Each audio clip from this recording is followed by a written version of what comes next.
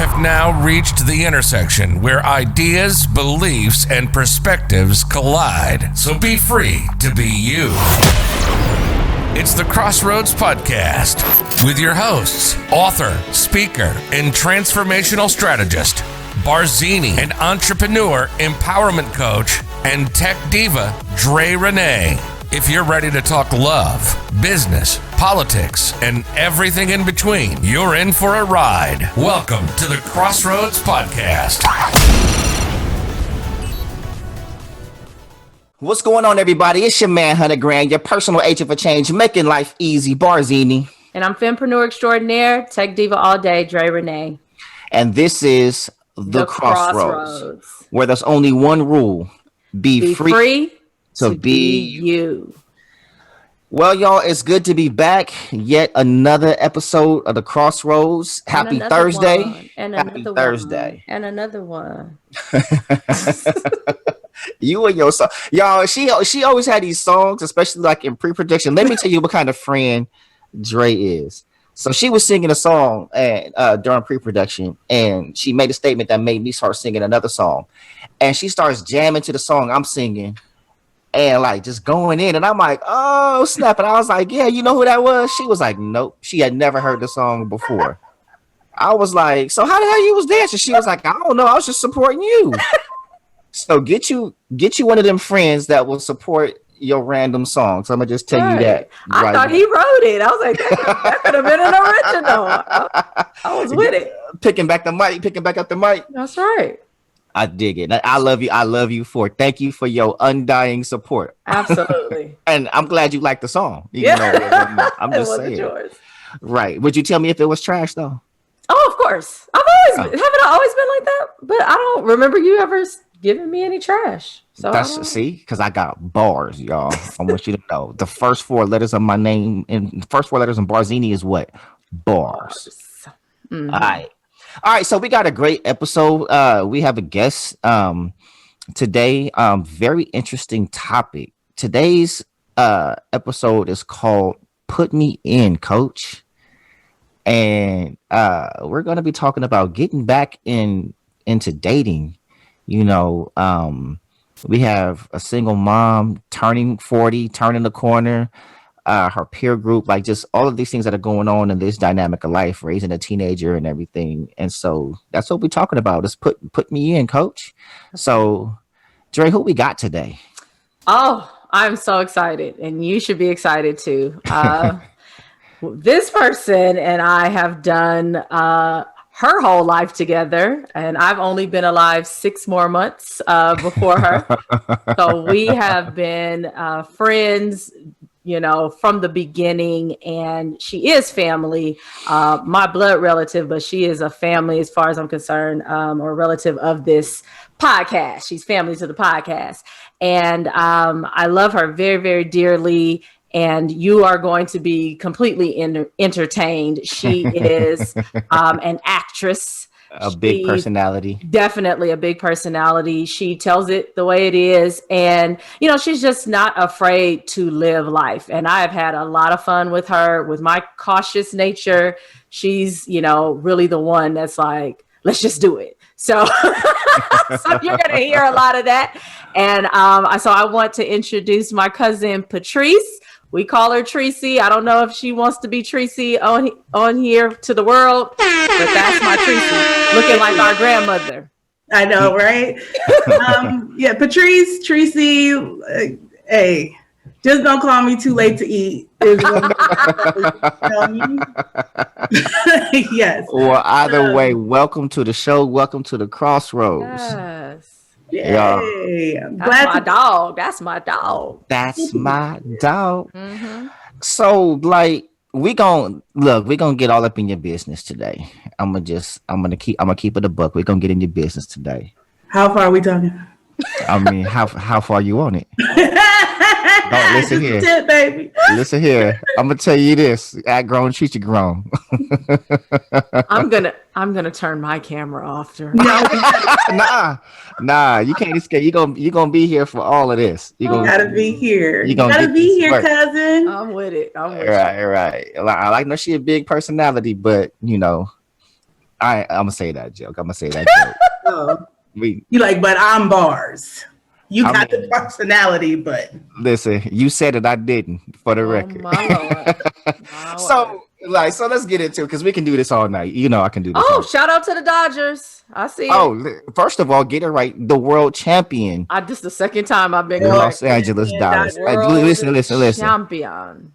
World champion Los Angeles Dodgers. I see you had it up over there. I see you. Oh, if you don't know, listen, this is every episode I rock the fitted. LA fitted. Yes. 10 toes down, loyal to the soil. I don't care where I am. That's right. Holla. Never home, always repping. There it is. And they know that. People tell me you are so LA. Like it's an insult. I'll be like, thank you. I am. Right. What other way is there to be? So New Mexico? Right. And I love when people say we got an LA accent. What is that? Is that proper? Is that? I think that's what it is. We speak. They kind of say, well, I won't say proper, but we do. I guess we pronounce like all of the letters in a word. Our R's are very hard. Right. And then, but we don't say HARD. We say HORD. Hey, that shit's hard. Hey, that shit's hard. Hey, just get in the core. You know what I'm saying? Get in the core. And I said something the other day, and my coworker was like, "What did you say?" No, I told her to we were talking about somebody, and I said I was telling them to look him up, and she was like, "What you say?" I said, "Look him up." She's like, "Why do you say it like that? Like what?" She was like, "It's look him up." I was like, "That's what I said. Look him up."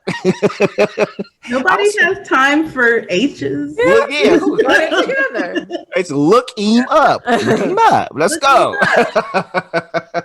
That's funny. So yeah, that's just always funny. But yeah, so we're talking about putting me in, coach, and we're talking about like your readiness to get back into the dating game. Oh, I'm so ready, y'all. Good Lord. You know, let's do this chronologically. Let's go back. Let's talk about where are you coming from, what you've experienced, like taking the break from dating, being out of the game and then we're gonna go into like now ready to get back in the game. And is that exciting? Is it scary? Are you indifferent? Like what is it? So let's go back. Like what the hell was you doing before? What wasn't I doing? I mean, shit. I've been, like Andrea said, I'm pretty much a free spirit. Like I'm go with the flow, and I never really had a problem like attracting men, even at a younger age when I shouldn't have been attracting nobody. I developed early. Andrea knows we are of the busty crew, you're very we call those Zoftic women. Yeah. Oh, okay. Wait, what? Zoftic, yeah. Oh, okay. I was like, yeah, vocabulary game beyond sometimes. Look at the word Zoftic. Right. So, having been a person who developed at a relatively early age, I was confronted with men's attention at a relatively early age, but I didn't really start dating until I was around 16, 17. I had a boyfriend through high school. And when I went to college, I kind of dropped him because there was a whole other landscape that needed to be explored. There were there's college life, and he was trying to lock me down, but I was like, no, I'm going to college. I'm going to college. And there are educated men there. I don't want to be a military wife. I want to see what's going on. So I did. I went to San Jose State. Shout out to the Spartans. San Jose State University. But what started happening was I would have, men in my friend group who would then like want to be more than friends, like, hey, I'm just kicking it. Like, I'm down to kick it. I'm down to let's converse. Let's go to the thing. I'm going to support you. You want to come to the room? We can watch movies, play video games. I'm doing all of that. And then, inevitably, the guy friends are like, well, so, what's up with us? What can we do? What can we be? Mm-hmm. And I'd be like, okay, well, why not? We friends, we cool. I don't feel like you're going to do me wrong. And then I started this self-fulfilling type of cycle of men who would get close to me as a friend, and then it would turn into something more, but it didn't turn all the way into like a relationship. So when you say self-fulfilling, is that self-fulfilling for you, or talking about self-fulfilling for them? They were using you for their fulfillment. I kind of both ways, and it just kept happening. It was like a cycle. Maybe that's a better way to put it. So describe that to me. When you say like it starts off this and then, but it's not turning into. Are we talking about like you kicking in and just having sex, or? Yes. So It's like friends with benefits. I'm cool. You cool. We can talk. We can laugh. We can joke. We have lots of stuff in common. We start getting down, and then that's where it ends off. And then that turns into 3 or 4 years of getting down, right? And then I start getting to the point where I'm like, okay, well, where is this going? And then, of course, I'm not that cool. Like, I'm cool to a certain extent, but no, we're not just going to keep milking this cow. Like, we're going to take it to the market. We're going to milk the cow. Like, Right. So walk me through the thought process, because and there's going to be some places where I kind of spend a little time, only because there are women, and men that are going through now what you're describing in the past, right? Mm-hmm. And so what was your mindset? Because you're saying like after 3 or 4 years, now you're coming to this revelation. So what were you thinking about during those 3 or 4 years? You know what I'm saying? During those 3 or 4 years, I'm thinking about, this is cool, this dynamic. Mm-hmm. I'm trying to be cool. Mm-hmm. And patient, right? Like you're like, patient. Yeah, I'm chilling. As the cool fuck buddy, friends with benefits. I don't know. Can I cuss? Yeah. Okay. Listen. This is be free to be you. BF2BY. Right. That's the mantra. Right. So I'm just trying to be cool in my mind. It's like, well, if I push too much, then that's probably going to push him away, or he's going to think I'm becoming demanding, and and I don't want to lose what we have. Number one, I don't want to lose my friendship if this goes south, and then number two, I don't want to lose what I have, with this person, because I appreciate the dynamic, and so that's what's going through my head. Like, okay, just be patient. At some point in time, this is, let him take the lead. Where are we going? Okay, so here's another question. Do you really think you were friends? When I look back at it now, and I ask myself, that question, as hurtful as it is to say, probably not as much friends as I thought we were. And do you think do you think that you were genuinely friends before you were having sex, and then like y'all started getting down, and you think it changed then? Or do you feel like that was the plan the entire time? See, with this situation, I was so young. I was still, I was right out of high school. I just turned 18. This is between 18 and like 20, 18, 21. So I was so new with trying to navigate these, because I had never been friends with a boy or with a man like that before until I got to college. And he was older, yes? I'm sorry? He was older? No. Same age? Same age. Okay. And, I was kind of sheltered, church girl. I wasn't just out in the streets hanging out kicking it. Like, I was very much in the house, in the books. So when I got to college and had access to this friend group, I just kind of jumped into it. Like, oh wow, everybody's so cool, yay, let's go hang out. And not knowing that some dudes be plotting on you. Like, I I wasn't thinking about that. I was just thinking about, oh my God, how cool are you? You know, this is cool. We play video games. You come to my room, you hit me up on the phone. We go eat at the Commons together. We go to parties and, so I'm not thinking like, is this dude just biding some time before, this move gets made? And so that could very well be what it was. But at the time, I wasn't thinking like that. I thought like, this is my friend, and he was going through it with a girlfriend, and then he approached me on some Usher. You make me want to remind me of that girl.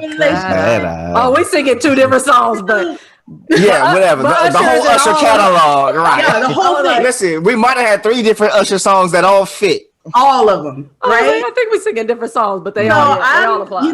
Here I am. Just me. You want to see what I got going on.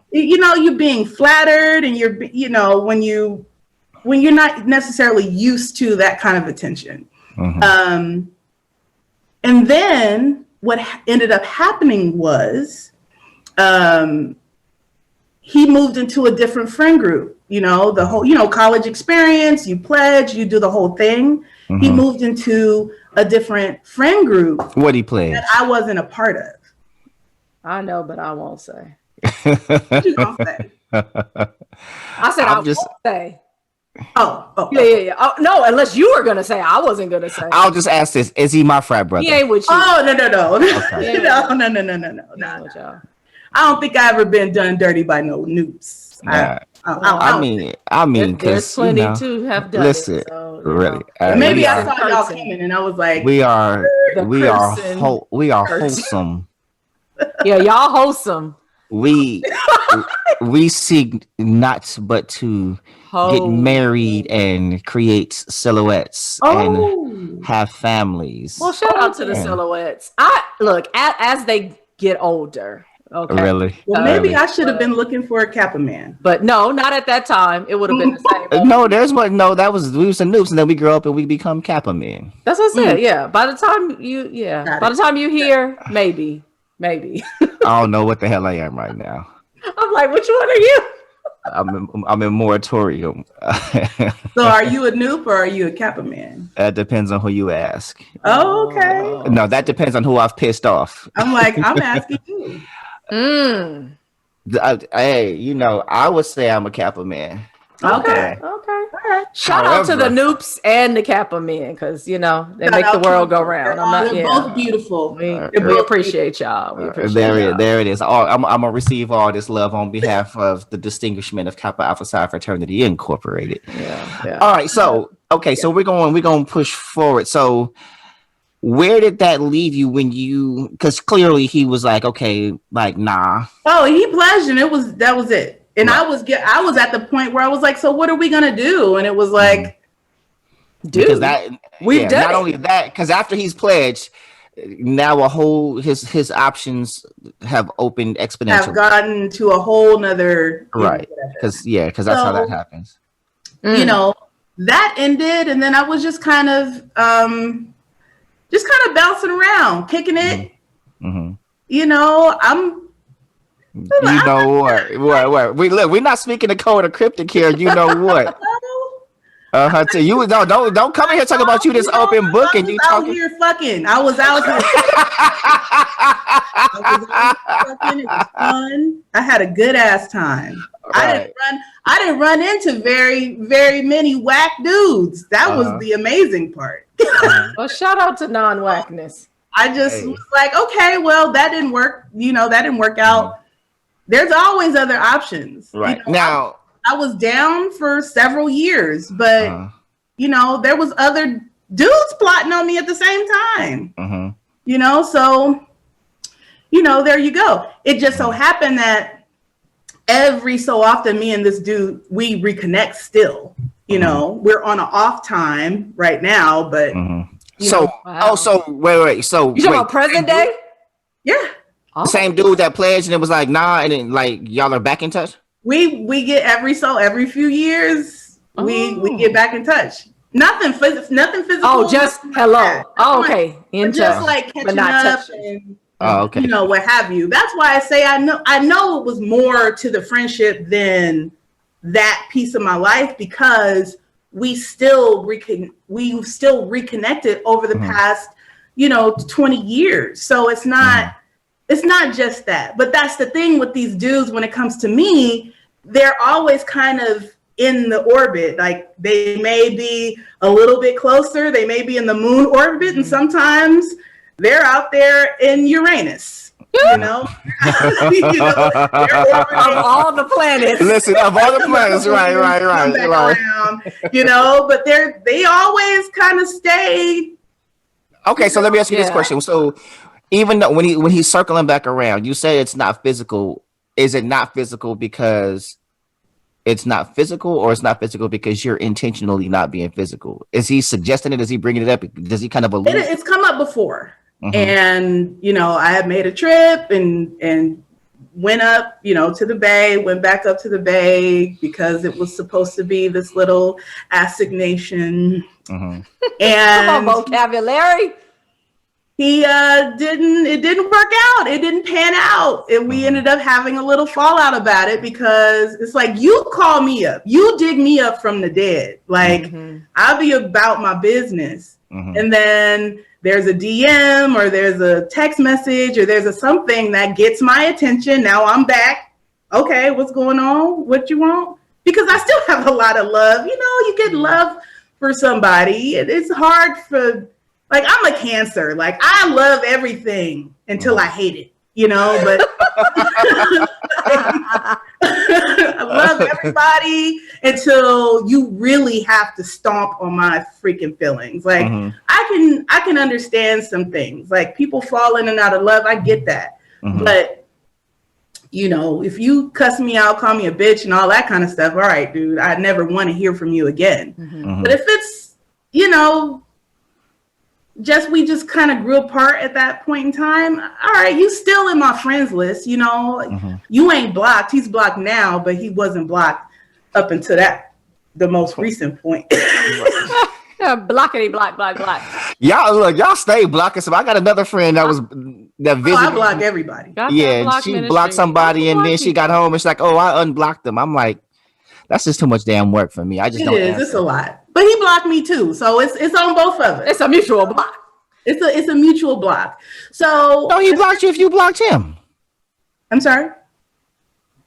I said, how do you know he blocked you if you had him blocked? Because I have to check.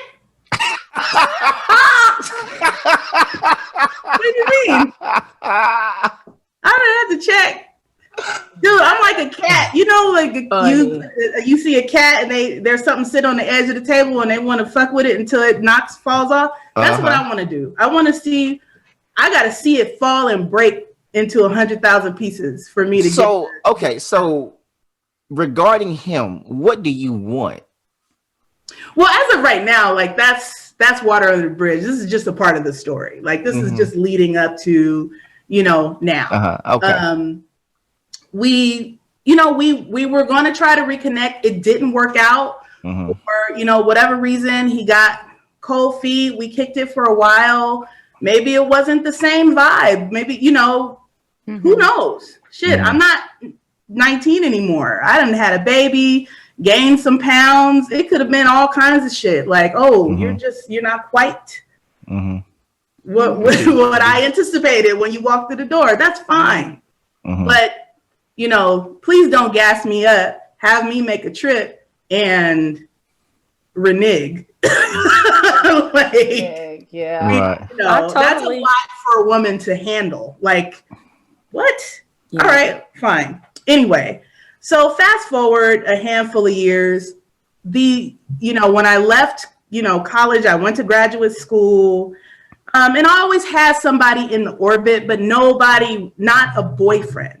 I always was kicking it with somebody, had somebody who wanted to call and talk, whatever, but I could never get that like boyfriend connection. So when I moved back to LA from the Bay after I left graduate school, I ended up just kind of being in a really emotionally vulnerable place. me leaving school was like a blow to my ego, my psyche, like I just kind of felt like a failure when I had to leave San Francisco and come back to LA. That was like the worst. And there's always a dude somewhere. There's always a dude who's, the shoulder that I need, a little bit of dick to get you through the tough times. Now, okay, so let's kind of go right there, right? Because that's such a dangerous space, right? Oh yeah, and you walk in a tightrope. It's a hard rope. It's like this. Our dick senses pain, right? And low self-esteem and whatever else, right? It's the bridge over troubled waters. Right. It's like, hey, it's like your dick be like, you smell that, bro? You smell that? Not with the sniffs. There's pain. You know what I mean? Yeah. And that vulnerability. Why would y'all want that? Don't you believe in the exchange of energy? Or y'all don't? No, you don't believe it? No, we believe in the exchange of bodily fluids. Did we say that the same? Yeah, we said the same. That's what we try to exchange. Oh my God. Especially at that younger age. Listen, because it's like this. It's for us. The acquisition of ass, it begins to change. Like it's harder when you're young. Like you a teenager, I don't know about now. Like teenagers, they getting it in now. But as a teenager, you just trying to get it touched. And some girl that's willing to touch on your wee, you like, bro, or you back there got somebody smelling your fingers because she let you, slide in real quick. Or you did the whole lick your finger trick to act like you did. Oh, this is a lot. Wait, what is that? Wait a minute. What's the lick the finger? I was wholesome as a child. So I don't know. Would spit on their finger, like lick their finger and let the spit drop on their finger to make it smell like they done fingered some girl. Now, I ain't never had none that smelled like that, but when you're young and you ain't never had none, you don't know. Is that? Mercy. Listen, I need to know if anybody. I'm just saying, you know what I mean. Are you the only nigga who done did that? No, I had a homeboy that did it, and he told me that's what he did. Shit! Right, I was the innocent one coming up. I didn't start my shenanigans until later in the game. Right. So I'm far from innocent. I was just guilty later. Yeah. But for us, like, when we see women that are vulnerable, it's an easy path to ass. You know what I mean? And so you have a lot of dudes who will play on that vulnerability and act like they a shoulder to cry on. And it's like, tell me about it. And I'm not saying this every dude. You got some dudes that genuinely care. But you also have those that's like, yeah, I'm about to pounce. She. And so walking around like an open wound, like exactly, and it's like basically it's a sign. It's like on my sleeve, like I'm not able. Yeah. You might as well wear a T-shirt that says "thrown armor" around myself. Like now, you ain't getting to me unless I really, really want to. Which is why I've been single for so long, is because I'm like, fuck all y'all niggas, but. Because that's healthy. I had to grow that shell because I was so open and so honest with like myself and the expression of my feelings. I didn't know how to be any other kind of way. I didn't know how to play the game. I didn't know how to. I was like, I feel this. I want to do this, and this is awesome for me. And let's go. Let's do it. Right. Yes. Yeah, and I definitely can relate because clearly. I went through this with her, so some of this is like, I remember that. And some of this is, I remember that for me. Like, it wasn't like we did grow up pretty much the same. We were very much alike in that, we are genuine people. So our expectation is that we get that in return. So it's like, wait, you wasn't in this like I was in this? Or even though, somebody might say, now at 18, 19, you're not thinking about having these deep conversations. But even if that happened now, where you kind of find yourself in a situationship, I still feel like you're thinking, I'm vibing with this person, it's going well, even if we haven't put titles on it, or even if we haven't had we're exclusive. Like, I'm here, you're here, we're always together. We're all, it's like this assumption, which clearly is not, the way that we want to operate, but we just assume like this is the thing until, you kind of get met and slapped in the face with what's really true, which is, he's seeing somebody else. Or if you do venture forward and have the what are we conversation, then he might flip it into an argument. And then, like she said, because you get met with the blank. Or you get met with right? Right. With the, what you mean? What we doing? Right. Right. Because you know what? So here's the difficult part. It's how do you say to somebody? Because this is what dudes do. This is like our thought process. We're not all or nothing type people typically, right?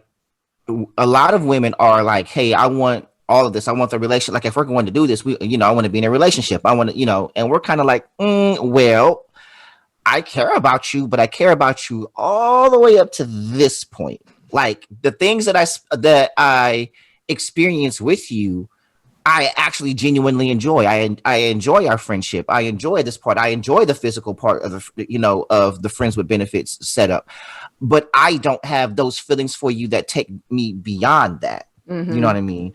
And how do you say that? How do you know what I mean? Like, because there's also this part to where it's like, damn, if I'm honest with her, I'm going to hurt her feelings. No. And I'm not going to have access to her anymore. That is it. Thank you. No. So here's the thing. No, it's actually both. Not all the time, but you're not wrong, but you're also not right. You know what I mean? There are those. No. We right. There are absolutely those dudes that you're rightly wrong. Right. What I mean is this is like there's a category of those dudes that are absolutely like, oh, if I tell her this, then I can't keep getting the goodies. You know what I'm saying? And I want to continue that. No denying that I've been that dude. You know what I mean? But I've also been the one hey, I like this, but I don't want that. Or like in my older age, there's been like I have genuine friendships with women, and that's they're so few and far between, you know what I mean, like certain connections, and for me personally, I get so scared to ruin that. Like if we do this relationship thing and it don't work, then we're over here and now I don't have anything, so I would much rather preserve these little parts that I can get and not mess it up with trying to do more.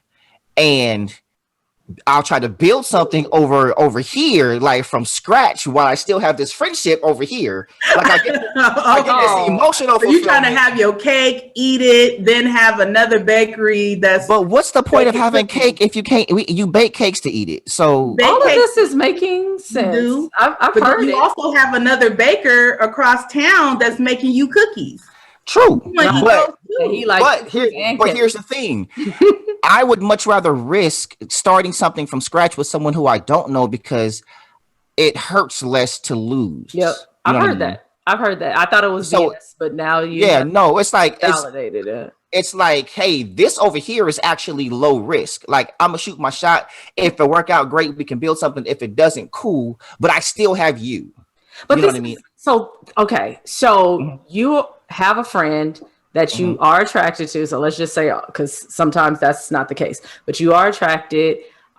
Maybe you have crossed the line, maybe you haven't, but you gotten really close. But you decide, this is too high risk. I love you, like you a lot, whatever that feeling is. Like, I know if I were to cross the line, it would be great, but it could also be a disaster, and I don't want to lose our friendship. Then I look over here, here's whoever, she's cool. Like she's cool enough for me to start a relationship with, build with, and let's just say you take it all the way, right? Like you would marry and bear children. Well, you're not going to bear children and have children with somebody that's cool enough, even though you really, really have feelings for somebody else just because of the potential of messing up a friendship. Like, why not just not mess it up? Like, I don't understand why you would. Because you can't guarantee that. But you can't guarantee over here. But you're willing to throw all your eggs into this unknown basket because but not with your friends? it's low. Again, it's the risk is lower over there. Like typically, if that falls apart, it's sooner than later, right? And so I was like, that didn't work out. Whatever. But this friendship that you've had over here has been so. And mind you, this isn't every sect of dudes. There is that sect of I want you to be available to me. You know what I mean? Or I'm using this person in the guise of friendship, but it's really not friendship. It's whatever, there's all of that. We're not going to deny its existence. But again, it's lower risk. No, I get that. I'm just saying. So you would, in a situation with low risk, you would rather settle. Like, let's just say it works. So there's no risk now. Like you're in it and it's doing its thing. But you would rather settle with somebody that you wasn't really feeling because it was lower risk than to be with somebody that you absolutely. Well, I wasn't feeling her because it's newer. I'm probably feeling her now. It's like, oh damn, this is dope. You know what I'm saying? But again, but here's the thing. Look at Tracy's face. But here's the thing. just because we are friends and we have a great friendship and we have a great physical relationship as well does not mean that we're gonna work romantically. That's a whole different. No, that's true. That's true. I was just saying, but considering that I should be able to be afforded the opportunity to try. You know what I mean? Like, should you know? So let me ask you this: Do you feel like because you're friends and you were physical that he owes you the opportunity? Yeah. This is a lot of time I've invested.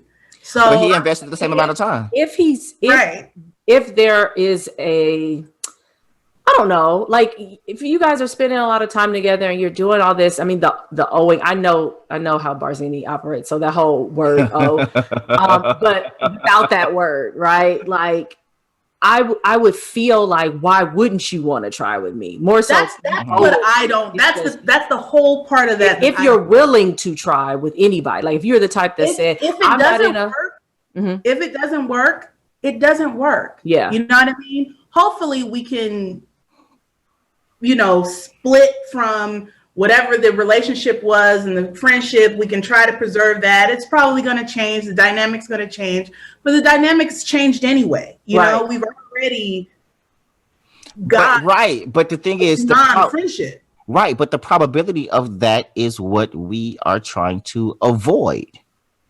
Like, I'm gonna lose you altogether. You said what? Y'all get on my nerves. I'm gonna just say that. How about that? Because this is making me 20-some years old all over again, and I'm mad. Okay, I am upset. Mars and Venus. That's where it comes from. Like, this is when we have totally gone to different planes of existence. Because I don't. That's why. Let's go back to Jody's quote. This is, I lie to you because I care about your feelings. I'm out here telling these hoes the truth because I don't give a fuck. You see what I'm saying? Bars, what you up to? Shit, out here telling them the truth. But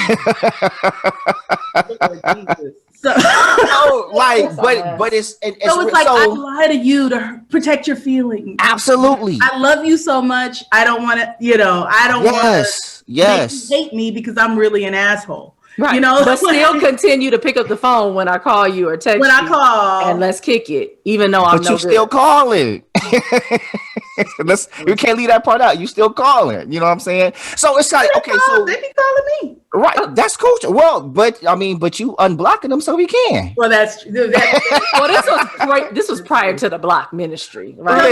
Listen. Let's keep it 100. Dude is not permanently blocked. Look at her face right now. He's not permanently blocked. That's my friend. That's what I'm talking about. And you don't want to lose him as your friend. This is a 20-year friendship. Right. Okay, so not reconnect. We may not. And I keep it 100. Oh, keep it 100. I have other friends who are single? Is he single right now? Stop tripping. Like, you need to unblock, dude. You need, I got other friends coming in at this point. Like, but I need to figure this shit out. So what is the block for? The block is because she has feelings for him. No, stop. Because I was in my feelings. Okay. And he was in his feelings, and he blocked me, and I blocked him. And so it was just. I thought it was based on that situation, but it's a general. No, it was that situation. Oh, okay. I felt like I had wasted my time I had gone up there. It was, and it was a bust. And I was like, you wasted my time. I'm low-key embarrassed. I feel now like I'm 20 years old again. Like I feel like I'm back into that situation where we were before, which I should have anticipated. Like I should have known. This is what history has shown. It has repeated itself at this point. So that's my fault. And now I'm feeling stupid. So I'm feeling stupid, hurt, embarrassed, and I didn't get no dick. So at the end of the day. So wait. So which part was the worst of it? Right. All right. So okay. So let me ask you this question, because like it's why do you hold on to this relationship if you keep ending up back in the same place? Because you just said I should. When you say, like, you keep saying like, oh, that's my friend. Okay, cool. But then you said, what stood out to me just now is you said I should have known. Because trying to go back into this realm of, it's not just friendship anymore. We're not just DMing, oh, how's your son? How are you? Are you still doing this? Are you still doing that? Great. How's the family? Now we're going back into some, I want to dress you up like a turkey and have you with cranberry sauce. Like now we're going back. We're going into another realm. Wait a minute, pause, buddy, because we are not going to continue this conversation like you didn't just say what you just said. That is hilarious. So we gonna take a pause right there and acknowledge that you just said what you just said, because that is clearly some shit that y'all got going on. Turkey and dressing. Listen, if a motherfucker got you, is giving it to you so like good that they got you dressing up like. I want to have you with my peach cobbler for dessert. Holla. Oh, hey, man. All right. Okay. Right. Right. I'm no, right. Okay, so now we've stepped back out of bounds. And what I should have done was been like, you know what? We went down this road once before. Let's just keep it above board, But me at this time, single mom, I'm not getting out. I'm not meeting anybody. So it's just like, oh shit, let me get my Stella, let me get my groove back. And it was like, no, you shouldn't have done that. I know in myself, like that wasn't what I should have been doing at the time. Like, so if you had other situations or prospects right now, would you be even entertaining dude's conversation? Yes. Okay. Yes. Like my issue was when I got pregnant, which was a whole nother situation that Andrea can fill you in later on. I mean, or we can just do another episode. Or we can just do another episode. When Patrice got pregnant. Yeah, so when I got pregnant, it was a surprise, right in your eyes. Like it was not planned. It was none of that. And I had this baby, and then it was just like life was coming at me. And now, didn't this happen when y'all was over on 52nd? 49th, but 49th, 52nd. Yeah. No. I had just moved back from the Bay when I got pregnant. Like I was right out of grad school, with my heart on my sleeve. Sorry, I'm drinking 52nd. Was I messing with somebody on 52nd? I mean, it was close enough. 49th and 52nd is very. No. And I had moved back home to LA. I started working like at a restaurant. I met a guy there. We were kicking it and hanging out, and one thing led to the other, and now I have a stowaway. Like it wasn't. You got a Cornish hen. Yeah. Yes. So.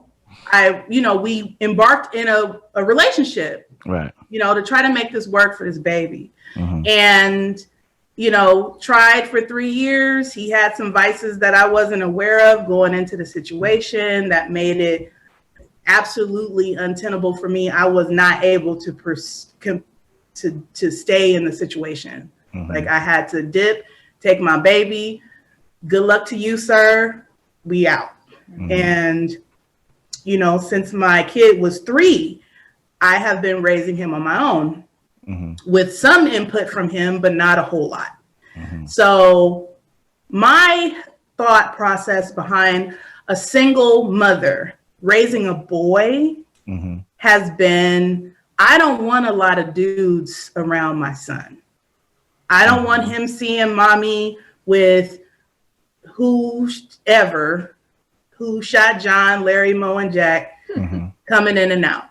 Like, I devoted 100%, like I had to totally revamp who I was as a person. Like, once I, you know, decided like I'm pregnant, I'm keeping this baby, I'm not killing nobody. Like, I'm pro-choice, you know, but however it is, see fit. But for myself, I had traveled out all over the world, college educated, you know, I had prospects. I'm not stupid. I can make money. So I felt like, okay, I got to give this baby a chance. You know, I'm not gonna kill him out of convenience for myself. And I gave it a go to try to make it work with his dad, because I was very much, you know, this child needs his father. I'm not a man. I'm not one of these, I'm the daddy and the mama type of women. I'm not. I'm a woman. I'm a mother. I can't teach a boy how to be a man because I'm not a man. So I wanted to keep their bond, but I can't keep a bond together when the other person is doing everything in their power to fuck it up. So I dipped and I became a nun. I don't know. I it was like night and day. I went from kind of like a hedonistic, you know, I'm kind of a hoe, low key. It's all right. Embrace your whole side. It's okay. Hey, I think everybody has their whole phase. Everybody got a little hoe in them sometimes. I mean, everybody need a little hole in them. Just you just gotta, you know, you got to embrace that. You gotta preserve it every now and again. But I just felt like that wasn't the space for me to be in, to be the person that I needed to be to raise this boy. So basically, for the last 10 years, it's been me and him. I've been mom. I'm not nobody's friend. I'm not nobody's kicking it partner. I'm not nobody. My time, my attention, my love, my everything, I poured into my son. And what has suffered is, you know, my personal life. Like, when I was, like, not to say I wasn't getting it, but it was like on the low, and it was on the low for a reason. No, you can't come over. No, you can't meet my son. No, you right.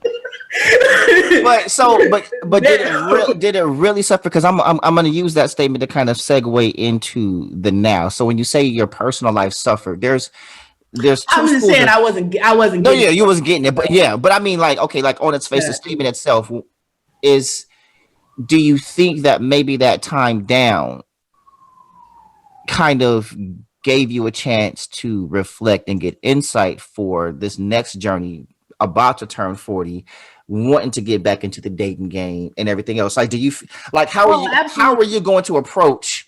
Absolutely, because I had to really grow up and mature. Like, I approached everything like so wide-eyed and bushy-tailed. Like, I was so just, yay, yo, love, come on. It was ridiculous. But I had to really, you know, as I was spending time with myself, I was seeing that I was surrounding myself with these dudes and with their attention, because there was something that I was lacking, you know, inside, like my self-esteem and how I felt about myself. Like, I would always tell anybody, oh, hell yeah, I'm cute. Like, I don't have that problem, but there was something that was blocking, you know, maybe like a real genuine connection with myself. You know, like I can't surface level myself. I can't just kick it with myself. I can't just, you know, give you just a little this much, and then I'm gonna give this person this much. And, you know, I gotta be the whole me to me. Mm-hmm. And it took me a while to get through some of the, some of the stuff that was clogging me up. Got you. I had to spend that time with myself and reflect and to see like, well, what was it that was making these men in my life want to keep and connect with me for years. I mean, that one in college wasn't the only years long situationship that I ended up being in. I think I had about 3 or 4 in my lifetime up to 40. What is it that makes you just up to a certain point? You're like all in, you want to spend a holiday with me, you want to, do all the stuff, but not want to have a relationship. What is that? What is it? Is it, what is the thing? I even like one of my years long situationship dudes who I'm still friends with now we're just friends, like totally. I had to ask him, I was like, what's wrong with me? Like I asked him straight out, like we were hooking up around the same time. This is going to sound terrible, but I've known him and we were, around the time 19 is when I met this guy. We had our own little, situationship that was only going to go so far because he was very upfront about it. He told me, and he's probably going to watch this and he's going to laugh. He told me, look, and this is Bay Area game for y'all. He said, the circus comes into town. The circus does its tricks. You laugh, you enjoy yourself at the circus, but you can't run away with the circus.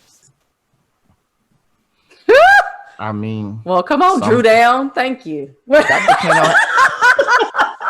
Well, to be honest, that actually depends. I feel the analogy and I get what he's saying. However, that depends on how good your act is.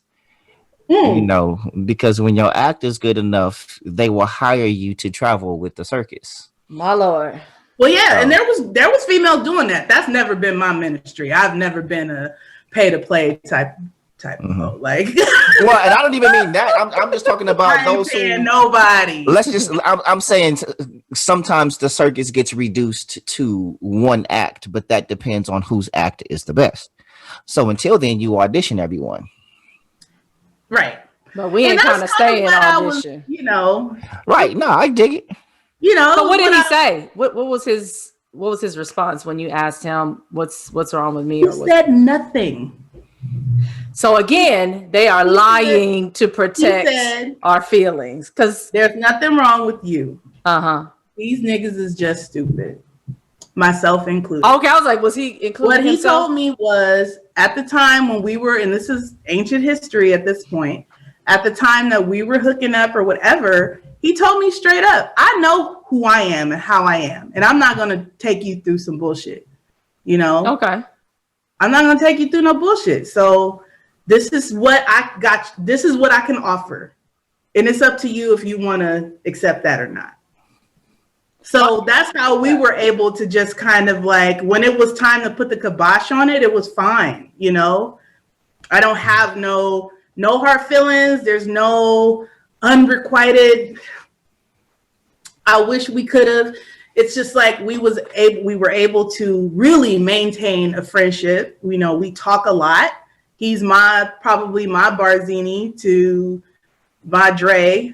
Could he have been? I think we have so much history and we've talked about so much when it comes to relationships. He calls me about his relationship issues and what's going on with him. I don't think he doesn't have a reason to spare me. There's no getting back to that. Like we're just friends. Yeah. Unless now that it's time, whatever. Yeah. But he's already seen everything. Yeah. He's already experienced everything I got to give. So there's nothing else for you to have at this point. Yeah. Well, now that you expounded on it, I understand what he's saying. I thought you just said he was like nothing and that was it. I was like, that sounds like some crap. But I do. No. He was like, because what he was saying, he was like, you are very like self-sufficient. I don't need anybody for anything. I've, raised my kid largely on my own. It's no big deal. I've been able to just live, by hook or by crook. I got a hustle spirit in me. I'm never without a job. I'm never without a gig. I'm never without something going on. I don't need anybody. And he said that maybe that leads dudes to just kind of be like, well, what am I here for? Or, whatever. Because I'm not like graspy. I'm not, I don't know what women do. Yeah, maybe. You'll be surprised. Yeah. That's interesting. My tire. But here's also what's hard, and I won't justify it, but it's just what it is. Sometimes that is the answer. Like, it's nothing wrong with you. I just don't want you like that. You know what I mean? But we can't say that because it's going to lead to more questions. And it's like, well, if nothing's wrong, then, but and then we feel like it's feelings. And when we have to deal with feelings, it's like, that's the last thing we want to deal with. You know what I mean? And that's why we dread, can we talk, or we have to talk, because we equate it to, I'm gonna have to deal with some feelings. You know what I mean? We're not always equipped or wired, unless we really, really have to. You know what I mean? And so you got those. I'm sorry, go ahead, Dre. No, I was just saying that's why we have to really see about our own feelings, because they're not wired, they're not willing, whatever W you want to use, to really deal with that. And so, one thing that I came to kind of just accept, and it was hard, was I was going to have to cut the cord. Like, I realized as I look back, there were these situationships, relationships, friendships, all mixed, whatever, for extended periods of time, and they're never going to cut them off, ever.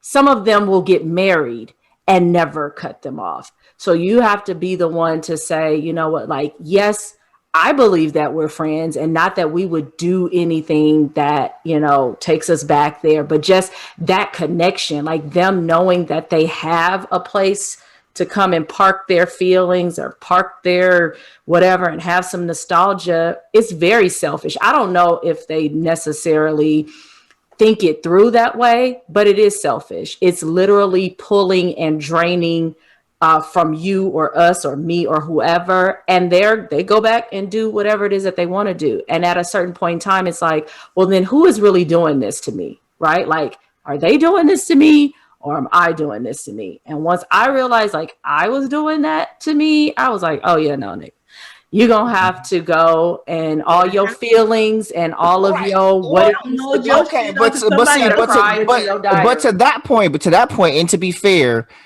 that happens to us all the time. Like, we get friend zone. One, you got dudes shoot they shot far more than women do. You see what I'm saying? And it's like, we'll get friend zone and this, and a third. But you're clear that you're just friends. If you get friend zoned, then you're friend zoned, right? No, but here's the thing.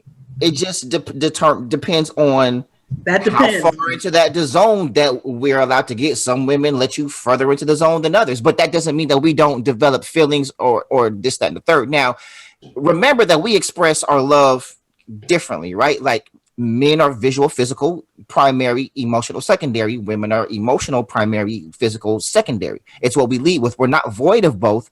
We lead with the other. So with the inverse of that, like, dudes will be involved with you and get their physical fulfillment while you're feeling void of the emotional fulfillment. It's like, yeah, you're getting physical fulfillment, but that's not what you lead with. What you're really looking for is the emotional fulfillment to match that. With us, it's like, hey, I like you. Here's this emotional fulfillment. And she's like, oh my God, you're such a good friend. And we had these great conversations and we spend time and we skip through the park and all that good shit. And they were like, hey, but I really, really like you too. And then it's like, you want that physical fulfillment to match the emotional fulfillment. Like, hey, I want more from you. And it's like, oh, but you're such a good friend. I don't want to mess it up. You're just so. I've never had that. So you're getting pat on the back 3 times and shit like that. You know what I mean? So I don't think I friend zoned anybody. But think of it this: it's not like how many dudes have tried to holler at you that you just, I don't like you like that. I don't want you. We just cool. I just want to keep it here. You see what I'm saying? Yeah, it happens. It has happened. Exactly. But I'm not going to lead you into a direction for you to feel like you. Normally, I'm straight off the back with it. Like, right. We're not going to be kicking it for years, and you find out. Yeah. Wait, the way you win the camera, we're not gonna be kicked for years. Listen, hold up. I don't know who she was talking to, but brother, I need you to get on the phone and reconcile whatever. No, you don't. You don't have to. Or not. I'm just saying, look, y'all are not good right now.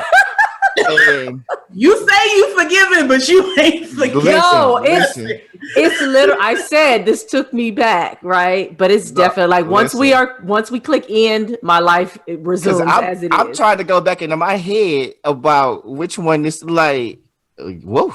Oh, he trying to put two and two together. He like, oh, well, they all. It's the same story over and over and over again. You're spending time with somebody. They are, as far as I'm concerned, they validate your feelings by continuing to spend time and initiating that time. It's not like, as a woman, I'm clawing and scratching for your time. This is, an equal exchange, or even, you are more a part of, hey, come see me, or let's do, or blah, blah, blah.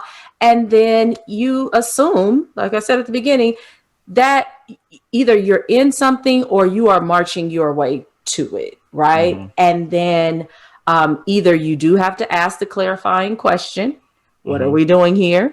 Or you have to ask the clarifying question, or something happens, or you find out some information like, oh, he's seeing somebody, like, I didn't know that we were, I thought, Okay, so let me ask you, both of you, this question. Why do we always leave it? And I'm not, when I say always, I don't mean always, but it's like, why do we even ask that question? What are we doing? If you want something different, why aren't you approaching the conversation, making what you want know? Hey, this is what I want. Are you coming? Like, this is the direction I'm going with this. Are you coming along? Well, I think it's what she said. It's right. With some time and maturity. In your 20s. Figure out that the clarifying question is not clarifying at all. It just sends. Because I just feel like I just feel like that question. Blindly panic when that question is asked, like you just said. That's feelingsville. Like you about to get bombarded with a whole bunch of shit you don't want to deal with. So as I've matured and become an adult about it, I have had to straight out say, look, I'm not looking for friends with benefits. I'm going to tell you this right now.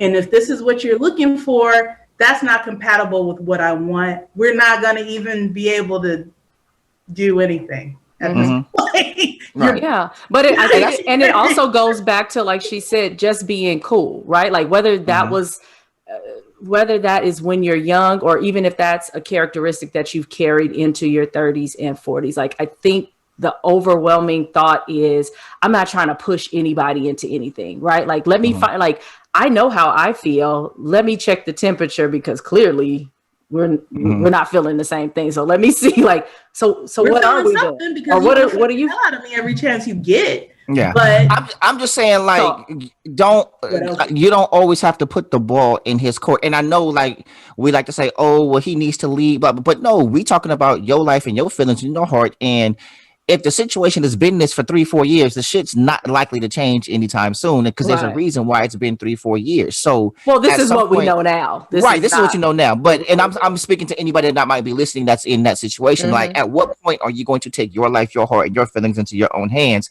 and stop blaming him, and and vice versa? Like, no matter what the situation is, you still have a choice. Ain't nobody. It's not a gun to your head. And I know I'm oversimplifying by saying that as if it's just that easy, but the reality is there's a decision that needs to be made. Like, transparently, that text that I sent you earlier, that screenshot that I sent you earlier. Oh, is she pretty? I'm like, that depends on who it is. You know, I want to see the text. This is somebody that's close to me that is asking me if another woman is pretty. Another woman's pretty? Right.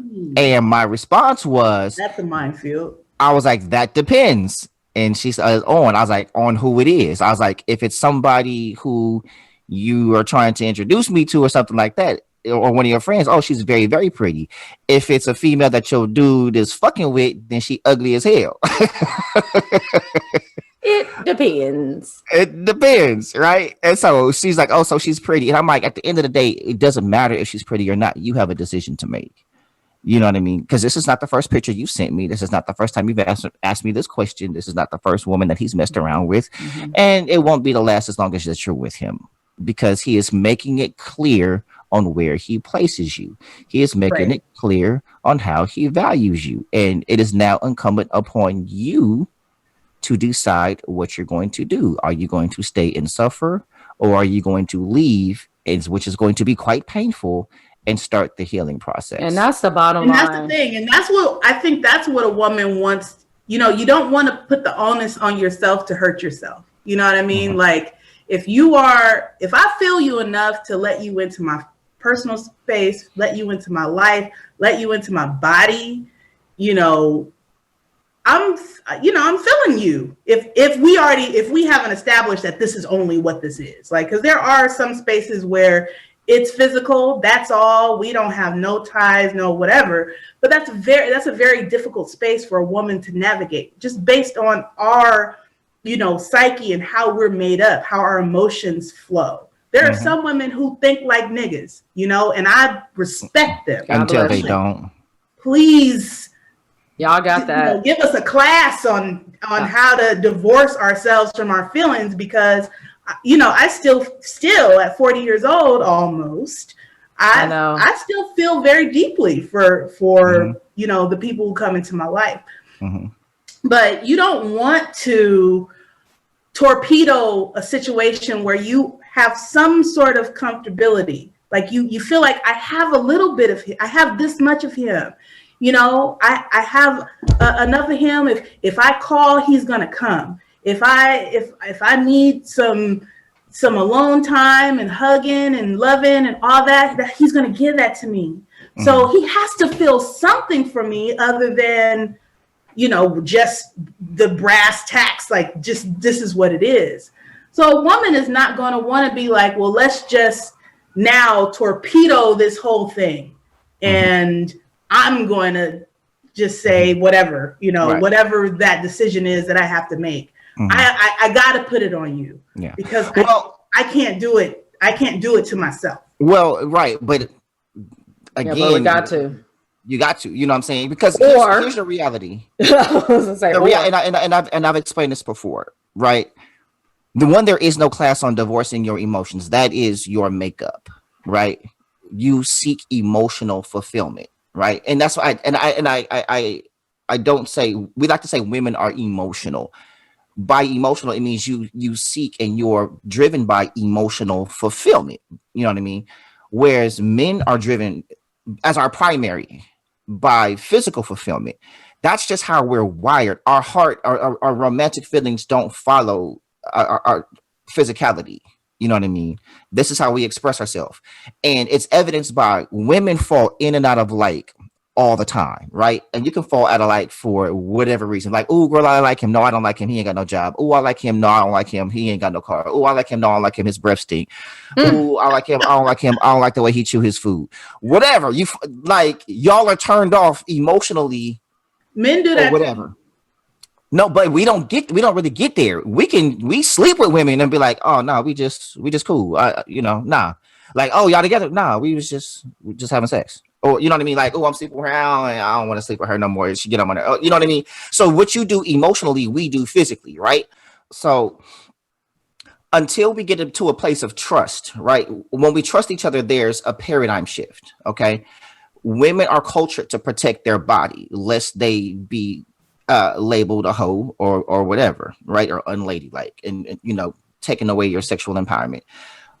Men are cultured to protect our heart, our feelings, and our emotions, lest we appear weak or sensitive or a bitch. You know what I mean? When we trust one another, there is a paradigm shift. Okay. you ready to be a 3-ho for him. It's like, I've been waiting. I trust you. Like, let's go. You know what I mean? And so to hang from the ceiling. Right. So, because the thing is like, and like, as far as like communication and emotions, that's like sex for us. So like, when a woman ain't busting it open like the dude like and everything else, it's because we haven't made you comfortable enough to do those things that we're asking of you. You know what I mean? Like sexually. It's like you have to be able to trust him. Trust him that it's between you two, and he's not putting you on display, and he's not telling everybody, and he's not using this against you to later hurt you with the things that you have done, that you've opened yourself up to, right? So with us, it's the same emotionally. When I open up to you and I tell you how I feel, and I tell you my traumas, and I tell you my feelings, and I tell you the things that have happened to me, that you're not it's sacred, and you're not telling everybody, and you're not using it against me. You see what I mean? It's the same thing, which I venture to say men actually love harder because we love less often. Because when we break up now, when we're no longer together, women are more likely to sleep with somebody who they are familiar with. They'll go back to an ex. Like, you might be talking to somebody new and you actually like dude, but you're not going to sleep with him yet. You know what I mean? You'll go sleep with a dude that you know, he knows your body. Like, y'all already have that. You see what I'm saying? And it's low risk, and your numbers aren't going up because you're protecting that stereotype. What do men do? Right? We go back and we talk to the woman that already knows our emotions and knows what we've been through, that we've told these secrets to, which is why you just said dude still calls you talk about his relationship and everything else. You see what I mean? Because he trusts you with that, because you've already been there. It's the equivalent of going back sleeping with your ex. It's the emotional equivalent. Oh, okay, I get it. So when you get a man who can finally download all his shit onto you, that means that he really loves you. No, I would even say it's not necessarily just love. It's like we were once in love, but I trust you with this because I've already given it to you. You know what I mean? Like, you may not try that new sex thing with this. Like, you might have done something sexually with a dude before, right? Because you trusted him and y'all have been there. Now you with this new dude and he want to do the same thing, but you don't trust him like that yet. You're not feeling him like that yet. But you'll go back to that other dude and still do that thing because you actually like it too. And you know he knows how to do it right. Like, whatever that thing is. There's a sense of comfort and trust already with that other dude that you've already been there with. And you're not going to keep going giving that to every dude. We're not doing that with our heart. We're not just running around giving our heart to every woman. We protect that. You see what I'm saying? No, I feel that. Yeah. So we're actually very much the same on different sides of the spectrum. So what we value and what we protect is much different. Right. You know what I mean? But it's just the perspective and just understanding one another in that. So it's kind of like, physically, it's like, yeah, we do that, blah, blah, blah, blah, blah. But you're upset because you want his heart, you know, but the thing is, you got to work for that, you know. And then when you think about it, like when you start thinking about relationship and cheating, when a man cheats, what does the woman usually ask? Do you love her? Right? Why? You had to work for his heart. You upset, like, men, we can convince you, like, oh, it was just sex. Not all women, but if we can give it was physical. I don't feel nothing for her. I don't love her. And if we can convince you from that, we got a chance. What do men ask when a woman cheats? Did you sleep with him? Mm-hmm. You see what I'm saying? So if you slept with another dude, we're done. Why? You've given away what we had to work. We had to work for your body. You made us. We had to jump through all these hoops, and I put in all this work, and then you just giving it to dude. You see what I'm saying? Which, and the same way, it's like if we cheat and you ask, do you love her? And we say, yeah. Oh, it's over. You're done. You're not gonna share. You're not sharing hearts. Yeah, that's very true. And I see the differences, you know, with what you're saying, because to me, you know, getting, you know, the woman's body is like, you know, the prize, you know, like if I give you this, that's showing you, you know, I'm giving you a real piece of me. And but here's my the thing. body and my emotions and everything is all wrapped up together. I'm not separating the two. Right. But understand this, your body can separate his body from his emotions. Exactly. But you got to remember, your body is not the prize. Okay, so understand this. And she's saying for her. She's saying. Oh yeah. Okay, yeah, I can dig that. But also remember this: if you value that, and we know that that's what you value, that's what we're also going to value. And you have to ask yourself. And I ain't just saying go bust it open for some dude. But if you put that value on if you're saying, oh, my body is the prize, and we're like, okay, so that's what we seek, the prize, and that so forget also everything else. Like, I'm saying that a woman is not necessarily able to divorce my body and my emotions. Like this is a package. You're going to get, my heart is coming along with my body, you know, like a lot of for me, what do you want him to want? Have some sort of connection. What do you do? Just have an itch you need to get scratched, and that's just what it is. But the majority of the time, if I have gotten to the place of, you know, sharing this piece of myself with you, all of it is coming with. Right. Okay. So, but the question is, what do you want him to want? Me. So is that, and I'm every piece, all of right. But what are you your body or are you your heart? I'm all your heart and mind. I get literally you are, but what I'm saying is this. If he is seeking you, like, let's just say you had an accident and you were unable to have sex anymore, what is he connected to? What is he going to be there for? You know what I mean? And so because you said your heart comes with your body, not the inverse. You know what I mean? I'm saying it's a package. Like, I'm not saying that the heart is the first thing in the package and then there's the mind and then there's the body. I'm a complete. But he's not going to get both of them at the same time. So what should he seek first? One is going to follow. Yes, you are a package, but one still has to follow the other as far as acquisition. You know what I mean? He's not going like one day, oh, you have my heart and my body. It's like, oh, you have my heart. And because you have my heart, I want to share my body. Or it's, I gave you my body and now all of a sudden my heart came with it. Am I making sense? I don't know. I'm gonna have to ponder on that. Right. So this is what I want to take. You know, what I needed to do was meld myself together. Like, that's what I needed to do. It wasn't just this or that or one, you know, 1, 2, 3. To me, my complete being is who I am. You know, I can't just be a heart walking around. You know what I mean? Because the heart it don't know. The heart just be falling in love and, you know, getting hurt and, you know, my mind has to inform the heart, like, look, you doing too much. Let's pull this back. And then the body just encapsulates it all. Like, okay, you chill out. Let's see what else, you know, what else is tingling here.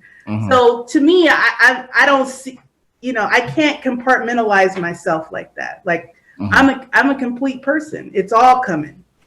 Got you. You know? Yeah. And so I actually want to continue this conversation. So I feel like we're gonna do another part of this, because I want to get to, I don't feel like we really circled to the now, the turning into the quarter, and then the moving into the 40, and then ready to get back into the game. We got the build up, we got the character development. You know what I mean? And now when I really want to, we're going to bring you back and spend time getting into the meat of what it's like now. You know what I mean? Like after the transition, you've been in the cocoon, and now you're the 40 round of the corner to the 40-year-old butterfly, and you know, and how that's gonna look moving in. So with that, Dre, what's your final thoughts on where we are now? Well, so many. I know. I have a lot of thoughts. He was triggered on this Y'all one. trying to play me like I was over here having a meltdown over some dude that I don't. Wait. No, it wasn't no meltdown. But no, you weren't having no meltdown. I was like, but you definitely you had a flashback. Like like you motherfucker. I'm telling you right now. Who is y'all number one? I was talking about look, the face that she made. That water is so far under the damn. I'm like, she's super Gucci now, but when I just know that it triggered a thought, and it wasn't it was like, I felt that. I felt that look into the camera. I'm gonna just say that. Well, thank you. You wasn't melting down, but you was damn so heating up. I feel what you're saying. You know, I know your company is strong. Don't trip. All of that to say, yes, I have experienced, quite a few times what Patrice shared today. And, my final thought about it is, just, I guess I would say I'm grateful. It sounds crazy to say it now, but, grateful to have experienced those things so that I could be clear about what I wanted for myself, the boundaries that I needed to erect, because when I look back, like a lot of this stuff played out because I didn't have any boundaries. I was cool. Every woman, whatever you want to do is cool with me. And even when it wasn't cool with me.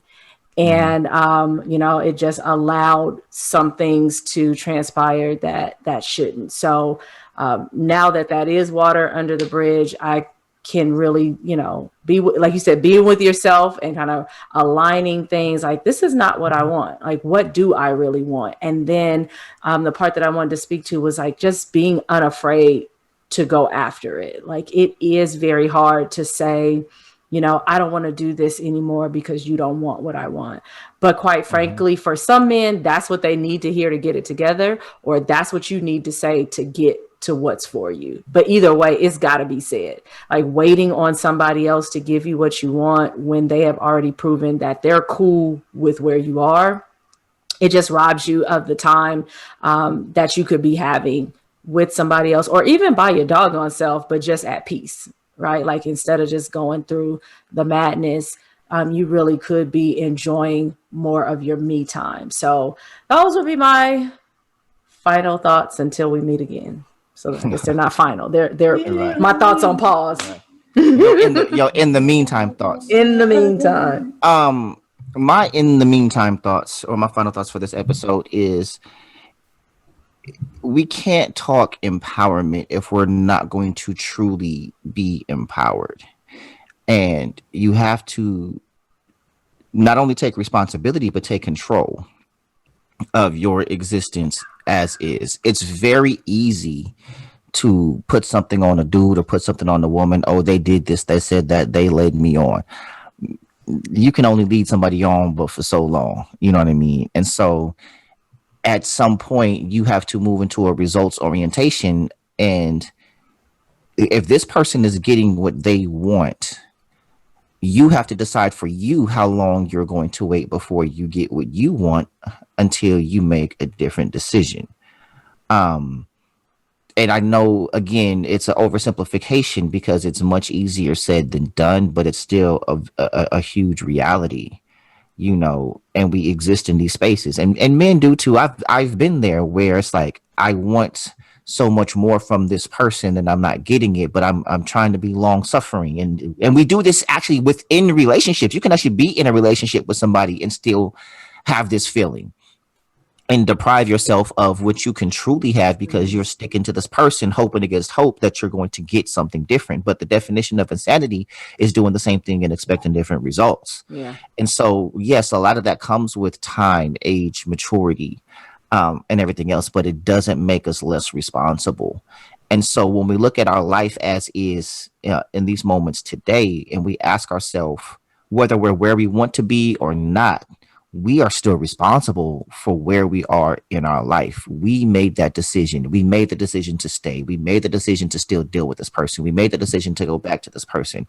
We made the decision not to mess with somebody who was probably better for us. Whatever it was, we have to. And I'm not saying that there aren't people that have done us wrong and put us in situations to where they were fucked up and selfish. I'm not saying that.